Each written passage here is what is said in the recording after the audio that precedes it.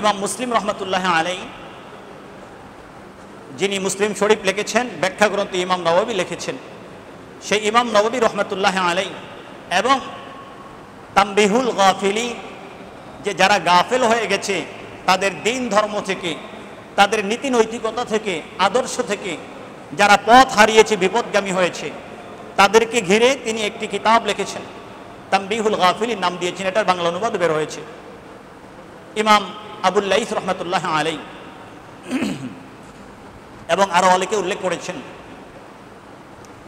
প্রশ্ন করা হয়েছে, আল্লাহ কোরআনে কারীমের মধ্যে নামাজ পড়ার আদেশ করেছেন, আবার আল্লাহ কোরআনে কারীমের মধ্যে দরুদ সালাম পড়ার আদেশ করেছেন। তো হে ইমাম, আপনারা বলেন, নামাজও আমরা পড়ব, আমরা দরুদ সালামও পড়ব, কিন্তু কেউ যদি প্রশ্ন করে যে কোনটা উত্তম, আপনি নামাজগুলো আপনার সময় মতো আদায় করবেন, বাকি যেই সময়টা আছে আপনার কাছে, এই সময়টা আপনি কি নফল নামাজ পড়বেন নাকি এই সময়টা আপনি দরুদ শরীফ পড়বেন? অবশ্যই নামাজ পড়লেও নির্দিষ্ট সওয়াব রয়েছে, দরুদ শরীফ পড়লেও নির্দিষ্ট সওয়াব রয়েছে, কিন্তু যেহেতু এটা নফল সময়, এখানে শরীয়ত কর্তৃক নির্দিষ্ট কোনো ওজিফা নাই, এটা অপশনাল, প্রত্যেকের কাছে আপনি যেটা ভালো মনে করেন আপনি সেটা পড়বেন। এখন প্রশ্ন করা হয়েছে কোনটা এই সময় পড়লে বেশি উত্তম হবে। তখন ওনারা যাদের রেফারেন্স দিলাম, ওনারা বললেন যে দরুদ শরীফ পড়লে বেশি উত্তম হবে।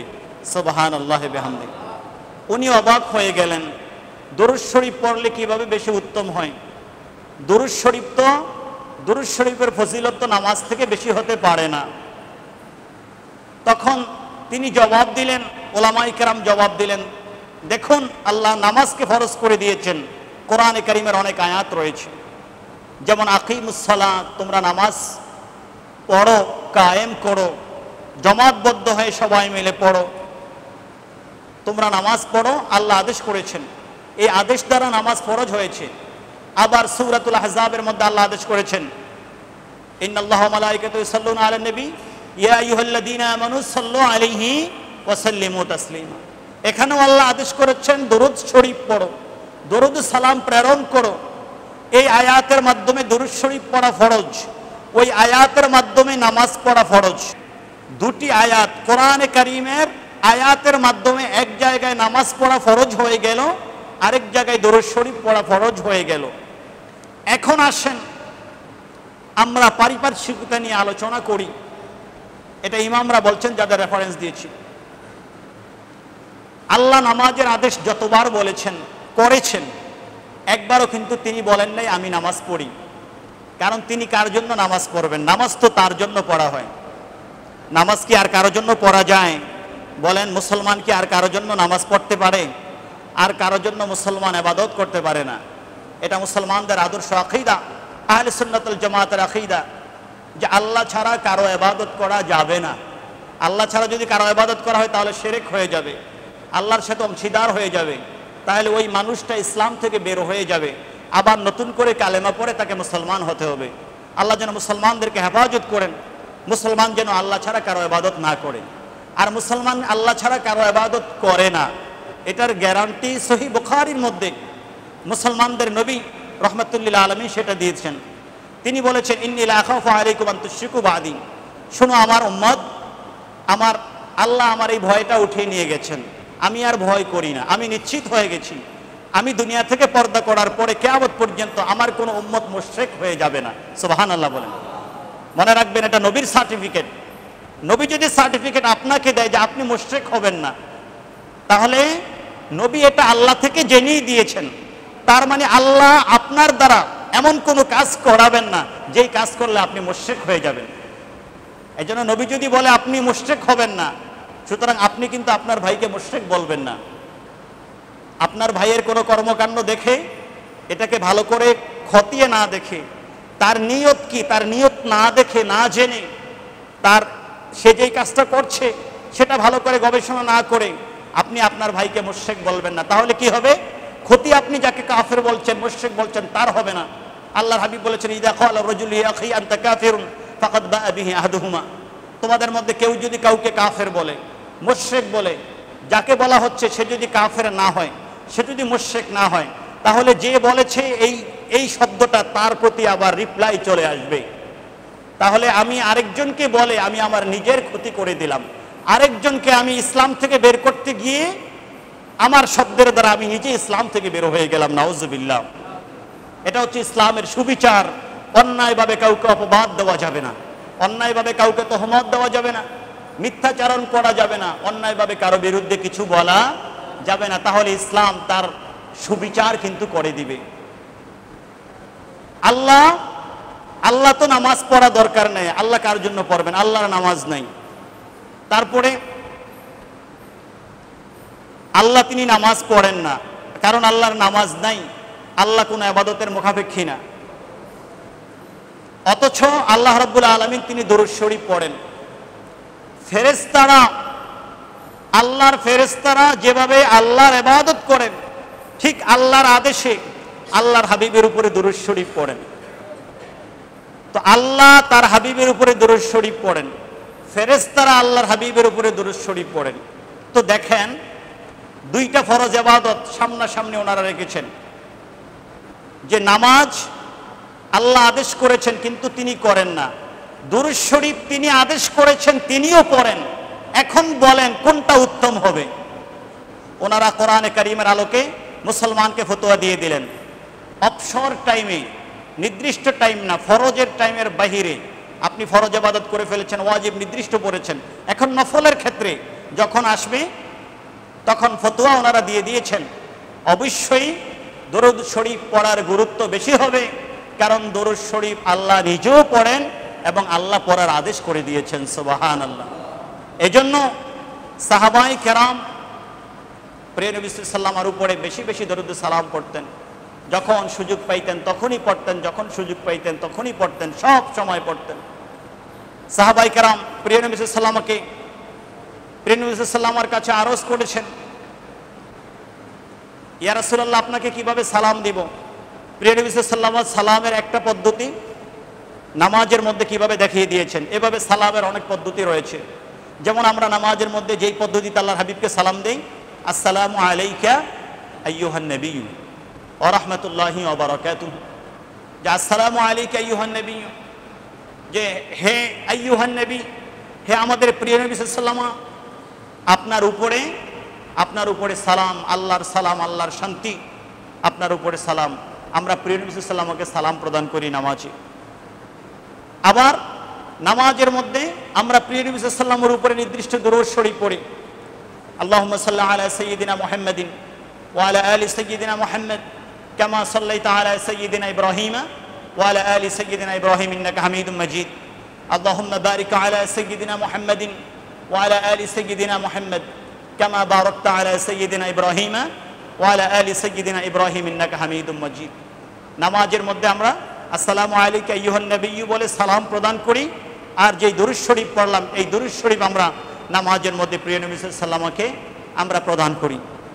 এই দরুদ শরীফের যে শব্দ চয়ন আসছে, সাহাবায়ে কেরাম নির্দিষ্ট করে প্রশ্ন করেছেন, ইয়া রাসূলুল্লাহ, সহিহ বুখারী এবং অন্যান্য হাদিসের কিতাব, বিশেষ করে আল মুস্তাদরাক আলা সহিহাইন, ফাকাইফা নুসাল্লি আলাইকা ইযা নাহনু সাল্লাইনা আলাইকা ফি সালাতিনা সাল্লাল্লাহু আলাইকা ইয়া রাসূলুল্লাহ, যে ইয়া রাসূলুল্লাহ আমরা যখন নামাজ পড়ব, আমরা আমাদের নামাজ তো পড়ব আল্লাহর জন্য, কিন্তু আমরা আমাদের ওই নামাজে আপনার উপরে কিভাবে দরুদ শরীফ পড়ব? সুবহানাল্লাহি বিহামদিহি। কারণ উম্মত জানেন, সাহাবায়ে কেরাম জানেন, নামাজের মধ্যে যদি, নামাজ ইবাদত আল্লাহর জন্য, ওই ইবাদতের মধ্যে যদি হাবিবের উপরে দরুদ সালাম থাকে, ওই ইবাদতকে আমার আল্লাহ তাড়াতাড়ি কবুল করে নেবেন, সুবহানাল্লাহ। এটাকে নবীও শিরক বলেন নাই, সাহাবায়ে কেরামও শিরক জানেন নাই, যে নামাজ ইবাদত আল্লাহর জন্য, এই ইবাদতের মধ্যে নবী আবার কেন আসবে? কারণ নবী যদি কোনো জায়গায় না আসে, ওটা আমার আল্লাহর দরবারে কবুল হবে না। যেমনটা নামাজ, আজান দিচ্ছে মুয়াজ্জিন, আশহাদু আল্লা ইলাহা ইল্লাল্লাহ তো যথেষ্ট ছিল, কিন্তু না, শাহাদাত, আমি সাক্ষ্য দিচ্ছি আল্লাহ ছাড়া কোনো মাবুদ নাই, এটার দ্বারা তোমার ঈমান পূর্ণাঙ্গ হবে না যতক্ষণ পর্যন্ত নবীর পক্ষে নবীর শাহাদাত না দিবে। সাথে সাথে বলতে হবে ওয়া আশহাদু আন্না মুহাম্মাদান রাসূলুল্লাহ আবদুহু ওয়া রাসূলুহু ওয়া আশহাদু আন্না মুহাম্মাদার রাসূলুল্লাহ, যে আমি সাথে সাথে সাক্ষ্য দিচ্ছি অবশ্যই মুহাম্মাদুর রাসূলুল্লাহ সাল্লাল্লাহু আলাইহি ওয়াসাল্লাম তিনি হচ্ছেন আল্লাহর রাসূল। এই জন্য হযরত ইবনে আব্বাস রাদিয়াল্লাহু তাআলা আনহু, রাসূল পাকের চাচাতো ভাই, এবং হযরত আব্বাস রাদিয়াল্লাহু তাআলা আনহু রাসূল পাক সাল্লাল্লাহু আলাইহি ওয়াসাল্লামের চাচা, ওনারা পড়েছেন হযরত হাসান বিন সাবিত রাদিয়াল্লাহু তাআলা আনহু রাসূল পাকের একজন বিশ্ববিখ্যাত সাহাবী, যাকে শায়রুর রাসূল বলা হতো, রাসূল পাকের কবি, রাসূল পাকের পক্ষ থেকে কবিতা রচনা করতেন। উনি কবিতা রচনা করে রাসূল পাকের পক্ষে, ইসলামের পক্ষে মানুষকে শুনাইতেন। আর যারা রাসূল পাকের বিপক্ষে, ইসলামের বিপক্ষে কবিতা রচনা করত, তিনি এটার দাঁত ভাঙ্গা জবাব প্রদান করতেন।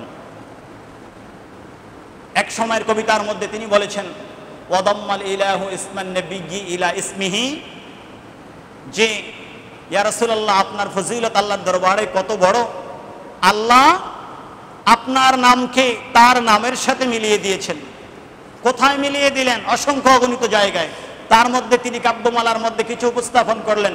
ইদা ক্বালা ফিল খামসিল মুআদ্দিন ওয়াশহাদু, তার মধ্যে একটা হচ্ছে মুয়াজ্জিন যখন 5 ওয়াক্ত নামাজে আশহাদু আল্লা ইলাহা ইল্লাল্লাহ বলে, আল্লাহ আদেশ করে দিয়েছেন ওই মুয়াজ্জিন যতক্ষণ পর্যন্ত আশহাদু আন্না মুহাম্মাদুর রাসূলুল্লাহ না বলবে তার আযান হবে না। সুবহানাল্লাহ। ইদা ক্বালা ফিল খামসিল মুআদ্দিনি আশহাদু ওয়া শাক্কা লাহু মিন ইসমিহি লিউজিল্লাহু ফাদুল আরশি মুহাম্মাদুন মাহমুদুন ওয়া হাদা মুহাম্মাদুন সাল্লাল্লাহু আলাইহি ওয়াসাল্লাম, এবং আল্লাহ তার নাম থেকে দয়া করে আপনাকে নাম দিয়েছেন।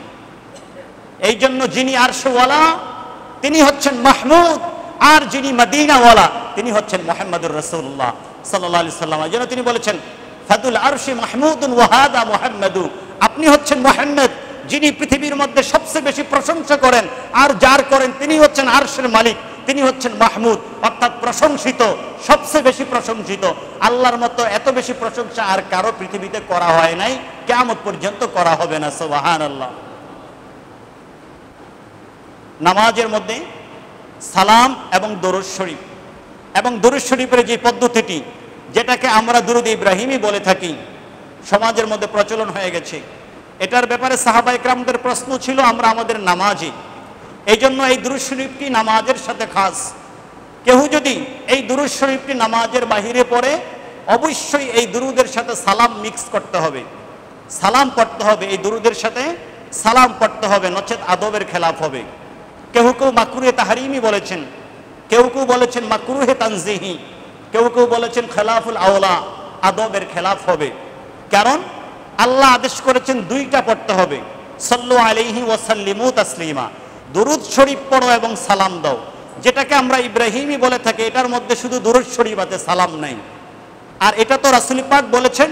সাহাবায়ে কেরাম যখন নির্দিষ্ট করে প্রশ্ন করলেন, ইদা নাহনু সাল্লাইনা আলাইকা ফি সালাতিনা, হাবিব আমরা যখন আমাদের নামাজে, আমরা যখন নামাজ পড়ি, আমরা যখন আমাদের নামাজে আপনার উপরে দুরূদ শরীফ পড়ব, তো নামাজের দুরূদ শরীফ কি হবে? তখন আল্লাহর হাবিব এই জবাবটা দিয়েছেন। এই জন্য এই দুরূদ শরীফে সালাম বলেন নাই। কারণ কি? কারণ একটু আগে তো তাহিয়াতের মধ্যে আসসালামু আলাইকা আইয়ুহান নবিয়্যু আছে, আর এরপরে শুধু সালাত, এই জন্য এখানে সালাম যোগ করেন নাই।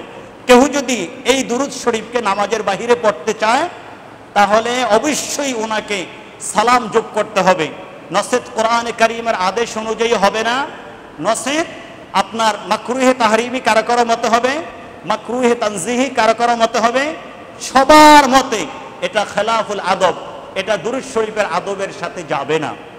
যার কারণে আমরা নামাজের বাহিরে যেই সকল দুরূদ শরীফ পড়ে থাকি, দুরূদ শরীফের মধ্যে দেখবেন সালাম শব্দ আছে। যদি কোনো দুরূদ শরীফের মধ্যে সালাম শব্দ না থাকে, আপনি সালাম শব্দ যোগ করে দিবেন, শুধুমাত্র ওয়াসাল্লিম, আল্লাহ যেভাবে আপনার বন্ধুর উপরে আপনি দরুদ শরীফ পড়ছেন, ঠিক তেমনিভাবে আপনার পক্ষ থেকে আপনার বন্ধুর উপরে আপনি সালামও পাঠিয়ে দেন। সুবহানাল্লাহ। এই জন্য আমরা বলে থাকি আসসালাতু আলাইকা ইয়া রাসূলুল্লাহ, শুধু এতটুকু না, আমরা বলি কি আসসালাতু ওয়াসসালামু আলাইকা ইয়া রাসূলুল্লাহ, কারণ আল্লাহ বলেছেন সাল্লু আলাইহি ওয়াসাল্লিমু, দুরূদ পড়ো সালাম দাও। এই জন্য দুইটা একসাথে থাকবে, আসসালাতু ওয়াসসালামু আলাইকা ইয়া রাসূলুল্লাহ, সাল্লাল্লাহু আলাইহি ওয়াসাল্লাম, একেবারে ছোট্ট দুরূদ, একেবারে পৃথিবীর মধ্যে সবচেয়ে ছোট্ট দুরূদ, সাল্লাল্লাহু আলাইহি ওয়াসাল্লাম। যে সাল্লাল্লাহু আলাইহি ওয়াসাল্লাম, আল্লাহর পক্ষ থেকে তার উপরে মানে আল্লাহর হাবিবের উপরে সালাত এবং সালাম, সাল্লাল্লাহু আলাইহি ওয়াসাল্লাম। এই জন্য মাদ্রাসাগুলোতে বা বিভিন্ন ধর্মীয় প্রতিষ্ঠানে যখন বুখারী শরীফ পড়ে, মুসলিম শরীফ, তিরমিজি শরীফ, আবু দাউদ শরীফ, মিশকাত শরীফ, হাদিসের কিতাবগুলো যখন পড়ে, যখন চলে আসে ক্বালা রাসূলুল্লাহি, তখন কি এত লম্বা দুরূদ শরীফ পড়া সম্ভব? কারণ ক্লাসের মধ্যে, হাদিসের ক্লাসে অনেকবার আল্লাহর হাবিবের নাম আসবে, তো প্রত্যেকবার তো আল্লাহর হাবিবের নামের সাথে দুরূদ শরীফ পড়তে হবে, তো আমি তো অনেক লম্বা দুরূদ শরীফ পড়তে পারবো না। এই জন্য সারা পৃথিবীতে হাদিসের স্কলারগণ এই ছোট্ট দুরূদ শরীফটি পড়ে থাকেন, অল্পতে অনেক বেশি সওয়াব। সাল্লাল্লাহু আলাইহি ওয়াসাল্লাম, ক্বালা রাসূলুল্লাহি সাল্লাল্লাহু আলাইহি ওয়াসাল্লাম, যে আল্লাহর হাবিব সাল্লাল্লাহু আলাইহি ওয়াসাল্লাম বলেছেন। আপনারাও এই সংক্ষিপ্তভাবে দুরূদ শরীফটি পড়তে পারেন, সাল্লাল্লাহু আলাইহি ওয়া আলিহি ওয়াসাল্লাম, ওয়া আলিহি শব্দ যোগ করে সাল্লাল্লাহু আলাইহি ওয়া আলিহি ওয়াসাল্লাম। আল্লাহর হাবিব বলেছেন, তোমরা যখন আমার উপরে দুরূদ শরীফ পড়বে, অবশ্যই আমার আলে বাইত, আমার বংশধরকে দুরূদ শরীফের সাথে শামিল রাখবে। এটা হচ্ছে বিল মিজানিল আওফা, পরিপূর্ণ ফজিলত পাওয়ার জন্য, পরিপূর্ণতার জন্য।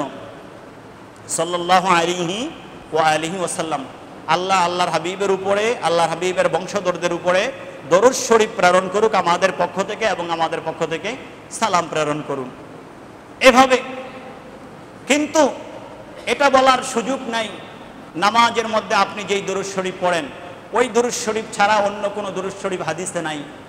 এই দরুদ শরীফ ছাড়া নামাজের বাহিরে অন্য কোনো দরুদ শরীফ পড়া যাবে না, এটা বলার কোনো সুযোগ নাই।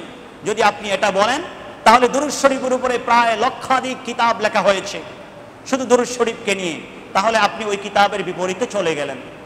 এ পর্যন্ত অসংখ্য অগণিত উলামায়ে কেরাম, হাদিসের স্কলারগণ দরুদ শরীফের উপরে কিতাব লিখেছেন।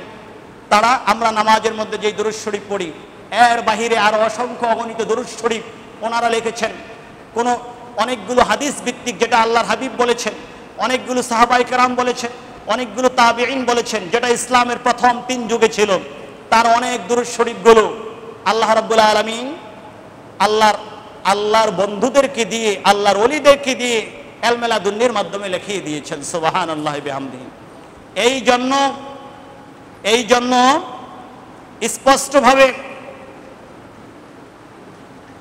ইমাম শাওকানি রহমতুল্লাহ আলাইহি, তিনি ওনার বিশ্ববিখ্যাত কিতাব তুহফাতুজ যাকিরিন, এই কিতাবের মধ্যে এই হাদিসগুলোর ব্যাখ্যাকে সামনে রেখে তিনি বলেছেন, পৃথিবীর মুসলমান শোনো, অফিহি তাকিদুস সালাতি আলাইহি সাল্লাল্লাহু আলাইহি ওয়াসাল্লাম বিস সালাতি ফায়ুফিদু যালিকা আন্না হাযিহি আল আলফাজ আল মারউইয়া মুখতাসাতুন বিস সালাত।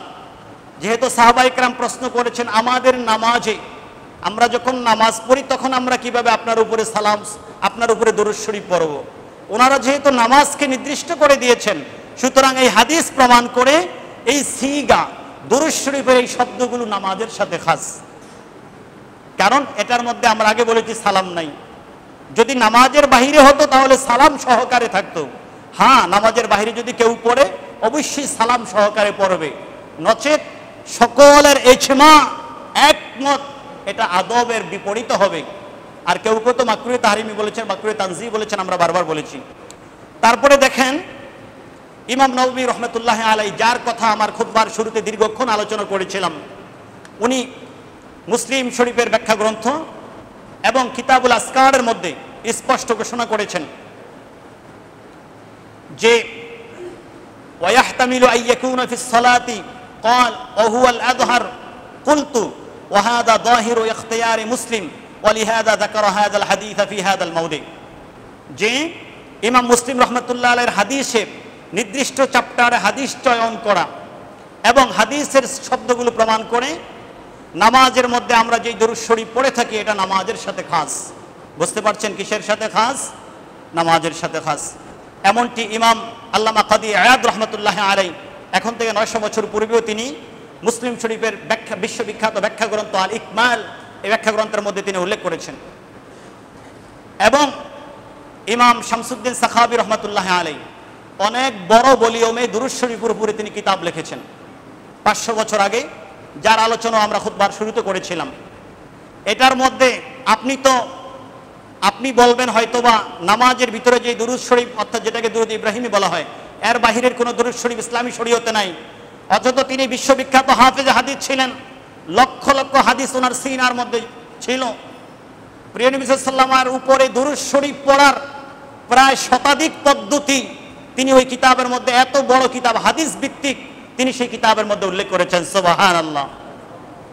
এই জন্য জ্ঞান নিতে হবে যারা বড় মুহাদ্দিস, যারা ইমাম ছিলেন তাদের কিতাব পড়ে তাদের থেকে। দেখেন তিনি ওনার কিতাব আল কাউলুল বেদি ফিস সালাতি আলাল হাবিব শাফি, এই কিতাবের মধ্যে তিনি স্পষ্ট লিখে গিয়েছেন যে ওয়া আন্না, যে তিনি বলেছেন আন্না হাদাল বাবা লা ইউকাফু ফীহি মাআল মানসুসি ওয়া আন্না মান রাযাকাহুল্লাহু বায়ানান ফাআবানা আনিল মাআনি বিল আলফাযিল ফাসিহাতিল মাবানি আসরিহাতিল মাআনি মিম্মা ইউরিবু আন কামালি শারাফিহি সাল্লাল্লাহু আলাইহি ওয়াসাল্লাম ওয়া আযীমি হুরমাতিহি কানা যালিকা ওয়াসিআন। অনেক লম্বা আলোচনা, আমি শুধু নির্দিষ্ট অংশটুকু পড়লাম যে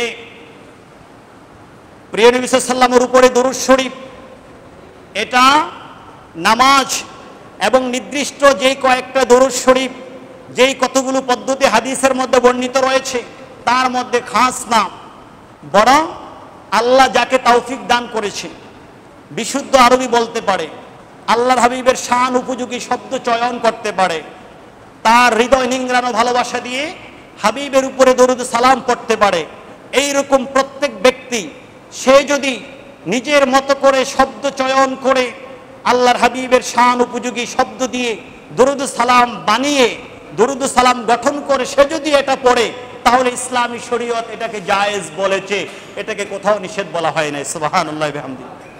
এই জন্য ইমাম শাফি রহমতুল্লাহ আলাইহি, যিনি একাধারে কোরআনে কারীমের বিশ্ববিখ্যাত মুফাসসির ছিলেন, হাদিসের বিশ্ববিখ্যাত মুহাদ্দিস ছিলেন, হাফেজ হাদিস ছিলেন, শাফি মাযহাবের ইমাম, ওনাকে চিনে না আলেম হবে এমন কেউ নাই। যত গবেষক রয়েছে ইসলাম নিয়ে সবাই ওনাকে চিনে, ইমাম শাফি রহমতুল্লাহ আলাইহি। তিনি ওনার কিতাব লিখলেন, কিতাবের নাম দিলেন আর রিসালা। কিতাবের নাম হচ্ছে কিতাব আর রিসালা। এত বড় কিতাব বাংলাদেশে, বাংলাদেশের বাইরে সব জায়গায় এই কিতাব রয়েছে। কিতাব ও রিসালা তিনি যখন লিখলেন, এই কিতাবের শুরুতে লেখার সময় তিনি আল্লাহ রাব্বুল আলামিনের উপরে হামদ সানা পড়লেন, আল্লাহ রাব্বুল আলামিনের প্রশংসা ওনার শব্দ দিয়ে আল্লাহর শান উপযোগী তিনি শব্দ চয়ন করে পড়তে লাগলেন। এবার পালা আসলো আলহামদুলিল্লাহর পরে, আল্লাহর হামদের পরে রাসূল পাকের উপরে তিনি দরুদ শরীফ পড়বেন। তিনি দরুদ শরীফ পড়তেছেন, পড়ার পরে এক পর্যায়ে তিনি নিজ থেকে আল্লাহর হাবিবের শান উপযোগী দরুদ সালাম তিনি লিখলেন। তিনি লিখলেন আল্লাহুম্মা সাল্লি আলা মুহাম্মাদিন, আল্লাহুম্মা সাল্লি আলা মুহাম্মাদিন কুল্লামা যাকারাকা যাকিরুন ওয়া গাফালা আন যিকরিকা ওয়া যিকরিহিল গাফিরুন ওয়া সাল্লিম। আল্লাহ, আপনি আপনার হাবিবের উপরে দরুদ সালাম প্রেরণ করেন। কখন? আল্লাহ সব সময় যখন মানুষগুলো আপনার জিকির থেকে, আপনার হাবিবের উপরে দরুদ সালাম থেকে গাফেল হয়ে যাবে, তখনও আপনি আপনার হাবিবের উপরে দরুদ সালাম প্রেরণ করুন। আর যখন মানুষগুলো প্রেরণ করবে তখনও আপনি প্রেরণ করুন। সুবহানাল্লাহ। কত সুন্দর করে নিবেদন করলেন, মানুষ যখন ভুলে যায় আল্লাহ আপনি ভুলেন না, আপনি তখনও আপনার হাবিবের উপরে দরুদ সালাম প্রেরণ করুন। তো ইমাম শাফি রহমতুল্লাহ আলাইহি যদি এটা না লিখতেন, আল্লাহ কি আল্লাহর হাবিবের উপরে দরুদ পড়তেন না? কারণ তিনি তো সূরাতুল আহজাবে ওয়াদা করেছেন, এটা বিরতিহীনভাবে, কোনো থামা নাই, সব সময় বিরতিহীনভাবে আল্লাহ ফেরেশতারা আল্লাহর হাবিবের উপরে দরুদ শরীফ পড়ছেন, এখনো পড়তেছেন। সৃষ্টি জগৎ, এই জগৎকে আল্লাহ যতদিন রাখবেন সব সময় পড়তে থাকবেন, এটার শেষ কোথায় আল্লাহ রাসূল ছাড়া কেউ জানে না। সুবহানাল্লাহি ওয়া বিহামদিহি। ইমাম শাফি রহমতুল্লাহ আলাইহি দুনিয়া থেকে যখন পর্দা করলেন, ওনার শিষ্য ইমাম মুজানি রহমতুল্লাহ আলাইহি, উনিও অনেক বড় মাপের একজন ইমাম ছিলেন। ইমাম মুজানি রহমতুল্লাহ আলাইহি হানাফি মাযহাবের বিশ্ববিখ্যাত ইমাম, ইমাম তহাবি রহমতুল্লাহ আলাইহি। ইমাম তহাবি রহমতুল্লাহ আলাইহি যিনি ছিলেন মামা বা খালু, যিনি ছিলেন ইমাম মুজানি রহমতুল্লাহ আলাইহি, অনেক বড় ইমাম ছিলেন। ইমাম শাফি রহমতুল্লাহ আলাইহির শিষ্য ইমাম মুজানি রহমতুল্লাহ আলাইহি ওনাকে স্বপ্নে দেখলেন যে আপনার সাথে আল্লাহ কি আচরণ করেছেন। তো এত বড় একজন ইমাম, ওনার সাথে আল্লাহ কি আচরণ করবেন এটা তো সবাই জানে। তো তিনি বলেছেন আল্লাহ আমাকে এত বড় নেয়ামত দিয়েছেন যেটা আমি বলতে পারবো না। তবে আল্লাহর পক্ষ থেকে নেয়ামত পাওয়ার পিছনে যেই কারণটি আমার কাছে সবচেয়ে বড় দাঁড়িয়েছে সেটা হচ্ছে আমি আমার নিজস্ব ক্ষমতা, আল্লাহ আমাকে যেই ক্ষমতা দিয়েছেন আল্লাহর কুদরতে আমি আমার কলম দ্বারা সরকারে কায়নাতের শান উপযোগী যেই দরুদ সালামটি আমি লিখেছিলাম, আল্লাহ এতটা খুশি হয়েছেন, আল্লাহ খুশি হয়ে আমাকে জান্নাতের মধ্যে অনেক বড় নেয়ামত দিয়ে দিয়েছেন। সুবহানাল্লাহ। এই জন্য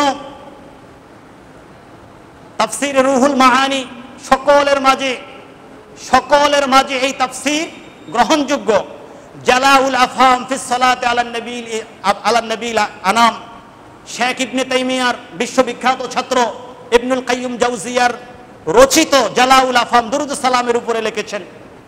আমি কত কিতাবের নাম বলবো আপনাদেরকে, শত কিতাবের নাম দলিল সহ রেফারেন্সও বলতে পারবো, সবাই মিলে রেখেছেন। ইমাম ইসমাইল হাক্কি রহমতুল্লাহ আলাইহি তাফসীর রুহুল বায়ানের মধ্যে তিনি লিখেছেন, ইলাম আন্না সালাত আলা নবী সাল্লাল্লাহু আলাইহি মুতানাওয়িআহ, জেনে রাখো আমি আমার গবেষণা অনুযায়ী আমি আজ পর্যন্ত, রুহুল বায়ানের গ্রন্থকার এখন থেকে প্রায় 250 বছর আগে চলে গেছেন, তিনি বলছেন আমার গবেষণা অনুযায়ী এখন পর্যন্ত আমি দরুদ সালামের যেই ধরন পেয়েছি সেটা হচ্ছে ইসনা আশারা আলফান, আমি এখন পর্যন্ত 12,000 রকমের দরুদ সালামের পদ্ধতি আমি পেয়েছি। সুবহানাল্লাহ। দালাইলুল খায়রাত বাংলাদেশ সারা পৃথিবীর সব জায়গায় পড়ানো হয়। দালাইলুল খায়রাত ইমাম শামসুদ্দিন জাযুলি রহমতুল্লাহ আলাইহি এত বড় লিখেছেন, সাপ্তাহিক ওজিফা, আপনি সোমবারে কি পড়বেন, শনিবারে কি পড়বেন, রবিবারে কি পড়বেন, দরুদ সালাম দিয়ে সুন্দর করে কিতাব লেখা হয়েছে। খাজা আব্দুর রহমান চৌরবি রহমতুল্লাহ আলাইহি 30 পাড়ায় দরুদ শরীফের কিতাব লিখেছেন। আত-তাইয়িবুল ফায়েহ নামে দরুদ শরীফের বিশাল বড় কিতাব ইমাম সৈয়দ আত-তিজানি রহমতুল্লাহ আলাইহি, তিজানিয়া তরিকার তিনি বিশ্ববিখ্যাত ইমাম, যেই ইমাম শরীয়তপন্থী ইমাম ছিলেন, কোরআন হাদিসের বাহিরে যেতেন না, বিশাল বড় আকারে দরুদ শরীফের কিতাব লিখেছেন। ইমাম জালালউদ্দিন সৈয়দী রহমতুল্লাহ আলাইহি, ইমাম কাস্তালানি রহমতুল্লাহ আলাইহি, ইমাম নাবহানি রহমতুল্লাহ আলাইহি সহ অসংখ্য অগণিত উলামায়ে কেরাম, ইমাম মোল্লা আলী কারী রহমতুল্লাহ আলাইহি সহ ওনারা সকলে লিখেছেন কেন? একটাই উদ্দেশ্য, আল্লাহর হাবিব বলেছেন কোরআনে, আল্লাহর হাবিব হাদিসে পাকের মধ্যে বলেছেন, তিরমিজি শরীফ সহ বিভিন্ন হাদিসের কিতাবে আসে, শোনো আমার উম্মত, আকরাবুকুম ইলাইয়া ইয়াউমাল কিয়ামাতি আকসারুকুম আলাইয়া সালাতান, তোমাদের মধ্যে যে ব্যক্তি আমার উপরে সবচেয়ে বেশি দুরূদ শরীফ পড়বে ওই ব্যক্তি কিয়ামতের ময়দানে আমি নবী মুস্তাফার সবচেয়ে কাছে থাকবে। সুবহানাল্লাহ। এখন বলেন এমন কোন উম্মত আছে যে কিয়ামতের ময়দানে আল্লাহর হাবিবের কাছে থাকতে চায় না? আছে? এরকম কেউ আছে? নাই, সম্ভব না। কারণ কিয়ামতের ময়দানে আল্লাহর দরবার থেকে মুক্তি পাওয়ার একমাত্র সনদ হচ্ছে রাহমাতুল লিল আলামিন। এই জন্য তিনি যখন দীর্ঘক্ষণ পর্যন্ত সিজদায় পড়ে থাকবেন, সহিহ বুখারী সহ মুসলিম সহ লম্বা হাদিস, আল্লাহ ওই সময় অনেক লম্বা সিজদার পরে আল্লাহ বলবেন, ইয়া হাবিব ইরফা রাসাকা, আপনি আপনার মাথা মোবারককে উঠান, আপনি কি চান আমাকে বলেন, সালতুতা, আপনি চান আমি দিয়ে দিব। কারণ আল্লাহ তো সূরাতুদ দুহার মধ্যে ওয়াদা করেছেন, ওয়ালা সাউফা ইউতিকা রাব্বুকা ফাতারদা, অচিরেই আল্লাহ আপনাকে এত বেশি দিবেন, আপনি যা চাইবেন আল্লাহ তা দিবে, আর আল্লাহ শুধু দিতে থাকবেন, আর আল্লাহর প্রাপ্তিতে আপনি নবী শুধু খুশি হইতে থাকবেন। সুবহানাল্লাহ। বাবা, এটা কোরআনে কারীম আমার বানানো না, সূরাতুদ দুহা। এই জন্য আল্লাহ বলছেন সালতুতা, আপনার মাথা উঠান, সালতুতা, আপনি চান আমি দিব, কি চান? আল্লাহর হাবিব ওই সময় চাইবেন, আমার একটা উম্মত যদি জাহান্নামের থাকে বা জাহান্নামে যায় আমি সেটাতে খুশি হব না। সুবহানাল্লাহ। আর আল্লাহ ওয়াদা করেছেন আপনি যেটাতে খুশি হবেন সেটাই আমি করব। তার মানে আল্লাহর হাবিব তার গুনাহগার উম্মতদেরকে বাদ দিয়ে জান্নাতে যাবেন না। সুবহানাল্লাহ। এই জন্য বাবা, কোন উম্মত কারো মুক্তির কোনো উপায় নাই কিয়ামতের ময়দানে সরকারে কায়নাতের শাফাআত ছাড়া, আম্বিয়া মুরসালিন বাদ দিয়ে। আম্বিয়া মুরসালিন তো আলাদা। প্রথমে কিয়ামতের ময়দানে কোন নবীও শাফাআত করবে না। বুখারী শরীফ কিতাবুত তাফসীরে হাদিস, সাইয়েদুনা আদম আলাইহিস সালামের কাছে সবাই যাবে শাফাআত করার জন্য। আদম আলাইহিস সালাম বলবে লাস্তুলাহা, আজকের এই দিনে, এটাকে বলা হয় শাফাআতে কুবরা। শাফাআতের কতগুলো ভাগ আছে, এটা হচ্ছে শাফাআতে কুবরা। আজকের এই দিনে আমি প্রথমে তোমাদের জন্য শাফাআত করব না। তখন তিনি বিভিন্ন কিছু মনে করবেন, বলে দিবেন তোমরা নূহ আলাইহিস সালামের কাছে যাও, তিনি একই কথা বলবেন। বলা হবে ইব্রাহিম আলাইহিস সালামের কাছে যাও, মুসা আলাইহিস সালামের কাছে যাও। এইভাবে এক একজনের কাছে যাবে, পাঠাবে। শেষ পর্যন্ত বলা হবে হযরত ঈসা আলাইহিস সালামের কাছে যাও। ঈসা আলাইহিস সালামও বলবেন লাস্তুলহা, আজকের এই দিনে আমি না। তাহলে আমরা কার কাছে যাব? সবাইকে তো শেষ করলাম। বাবা আদম আলাইহিস সালাম থেকে ঈসা আলাইহিস সালাম পর্যন্ত সবার কাছে, যার যার কাছে যাওয়া দরকার যাওয়া হয়েছে। সবাই বলছেন লাস্তুলহা, আজকের এই দিনে শাফাআতে কুবরার মালিক আমি না, আমরা না। কারণ শাফাআতে কুবরার মালিক শুধু আল্লাহ একজনকে করিয়েছেন, যার ক্ষেত্রে আল্লাহ কোরআনে কারীমের মধ্যে বলেছেন আসা আইয়া বাআতাকা রব্বুকা মাকামান মাহমুদা। মাকামে মাহমুদের অধিকারী তো শুধু একজন, তিনি হচ্ছেন সরকারে কায়নাত। এছাড়া আল্লাহ মাকামে মাহমুদের অধিকারী কাউকে করেন নাই। তো সরকারে কায়নাত কিয়ামতের ময়দানে মাকামে মাহমুদের মহান আলিশান আসনের মধ্যে বসে তিনি শাফাআতে কুবরার মালিক হবেন, আর শাফাআত করে করে উম্মতকে জান্নাতে নিয়ে যাবেন। সুবহানাল্লাহ। ঈসা আলাইহিস সালাম বলবেন আজকে কেউ পারবে না, একজন পারবে, তিনি হচ্ছেন আখিরি জামানার পয়গম্বর রাহমাতুল লিল আলামিন, তিনি পারবেন। এজন্য তোমরা ওনার কাছে যাও।